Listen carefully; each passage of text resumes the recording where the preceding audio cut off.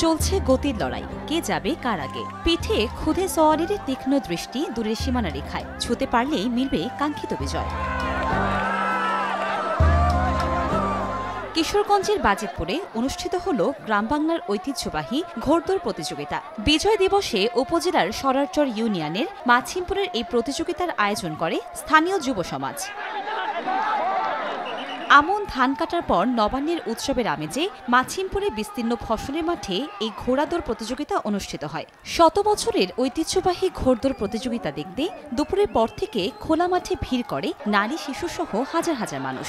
নির্মল এই উৎসবে খুশি এলাকাবাসী। বাচ্চাটা কালকে থেকে শুনে করতেছে, লাফাইতেছে, ঘোড়া দেখবো, ওই জন্য ঘোড়া খেলা দেখাইতে নিয়ে আসি বাচ্চারে। দৃশ্যটা অনেক সুন্দর, মনোরম দৃশ্য।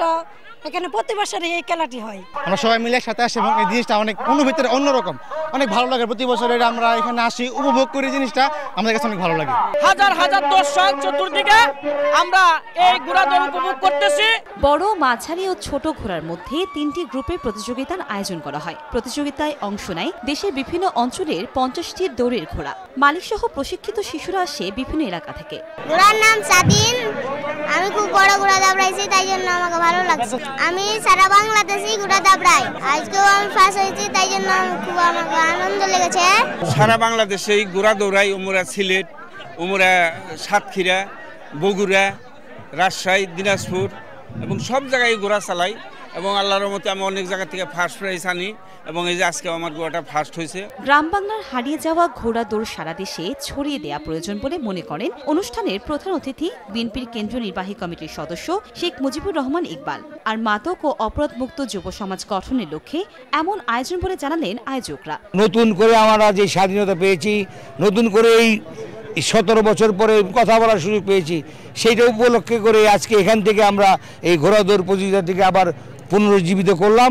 আমি আশা করি আমাদের এই প্রতিযোগিতা দেখে সারা বাংলাদেশের লোক উজ্জীবিত হয়ে প্রতিটি জেলায় জেলায় এই অনুষ্ঠান আবার হবে। মানুষকে ভিন্ন রকম একটা সাংস্কৃতিক আনন্দ উপভোগ করার জন্য এটা আমরা আয়োজন করেছি।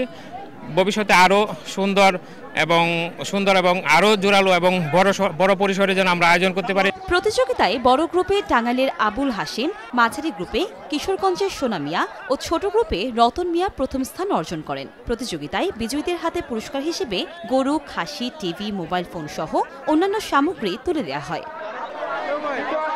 সময় সংবাদ, কিশোরগঞ্জ।